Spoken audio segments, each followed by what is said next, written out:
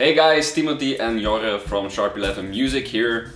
A couple of weeks ago we ran across a video by Adam Neely where he talks about being able to read music. And we agree with basically everything he says, but on this little point we will politely have to disagree. We don't want to make this into a us versus him kind of thing, we just like to share a couple of more observations that we have.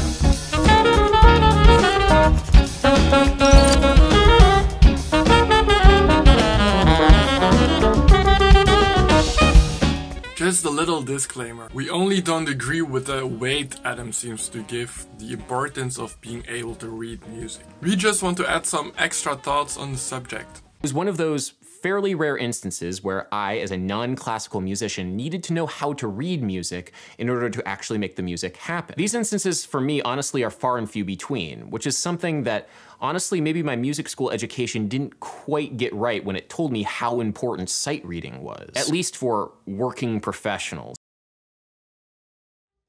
All freelance musicians we know, and we've come across many in Belgium, Netherlands, Germany, the States, also Latin people from all over the world, they have a decent to high reading ability.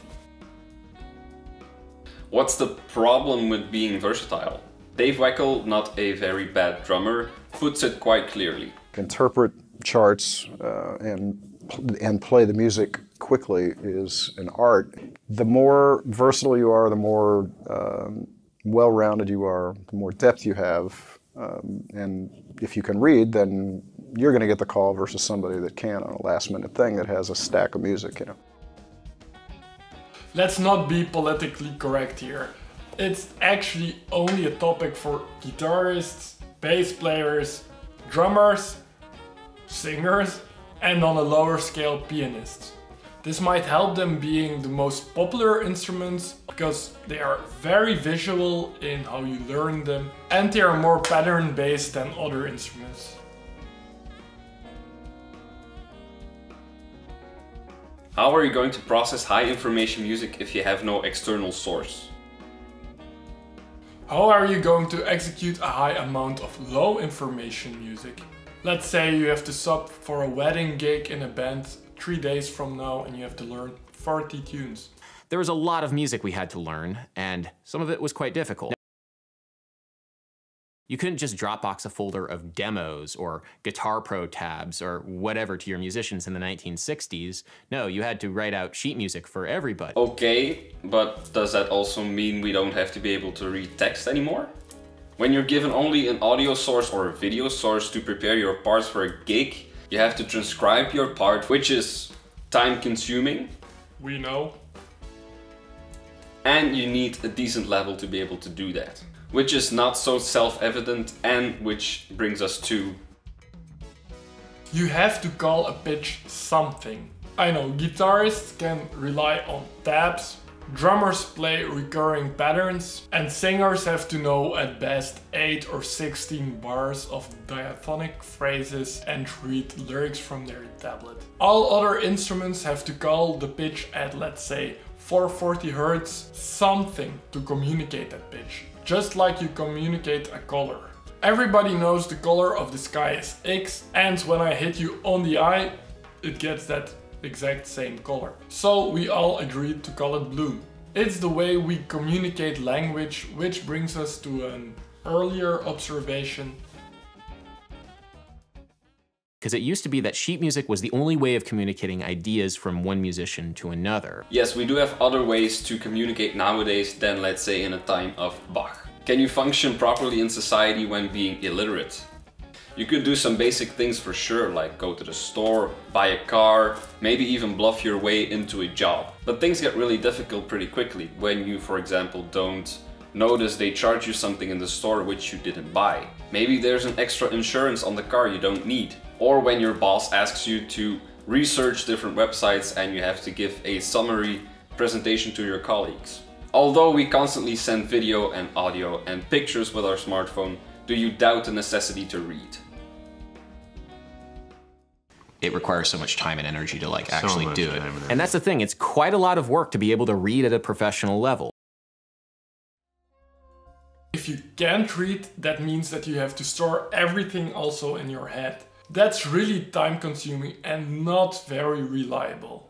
In the end, if you have to learn, let's say 40 tunes by heart for a gig and you even have the time to do it, it will take you a lot of time and you will have to do this for every kind of concert that you will have to perform. And mostly if you're a professional musician, there's not that much of time.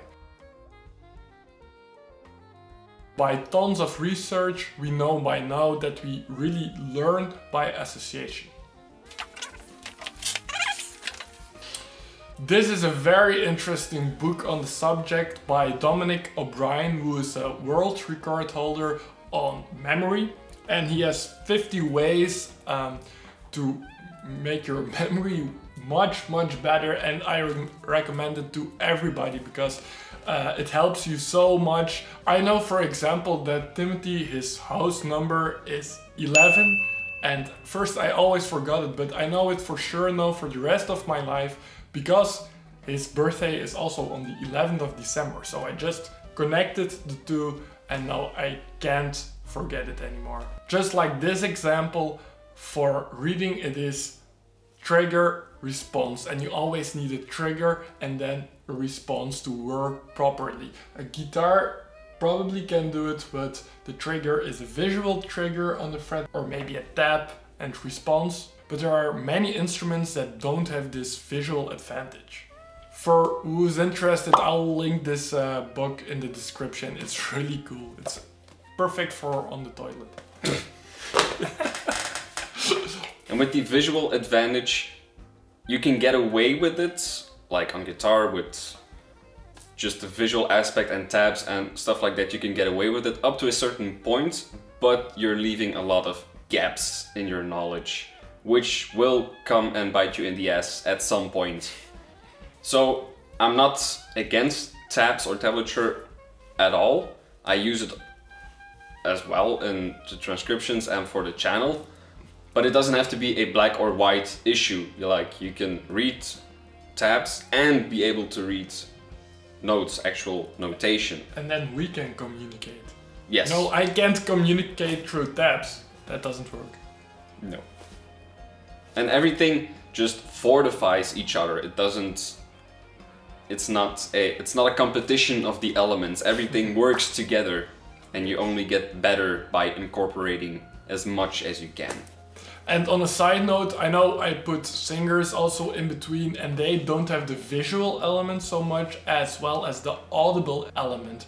And what I mean by that is that singers can rely on the fact that we all know already how to use that instrument, how to use the voice, and everybody until a certain degree knows also how to intonate, how to go higher and how to control your voice in a way. So that's how you can easily mimic a certain tune for a singer. But I know a lot of professional singers who also say they would like to read or read better to be able to function in bands way better, and also to consume this higher amount of music. Or even when it's a pop tune, then mostly you've heard it before, but sometimes you also have to act on original music written by people, and if they can't sing or can't play it for you or they can't notate it, then you don't know what to sing. So yes, learn to read. Learn to read. I mean, it just helps you, and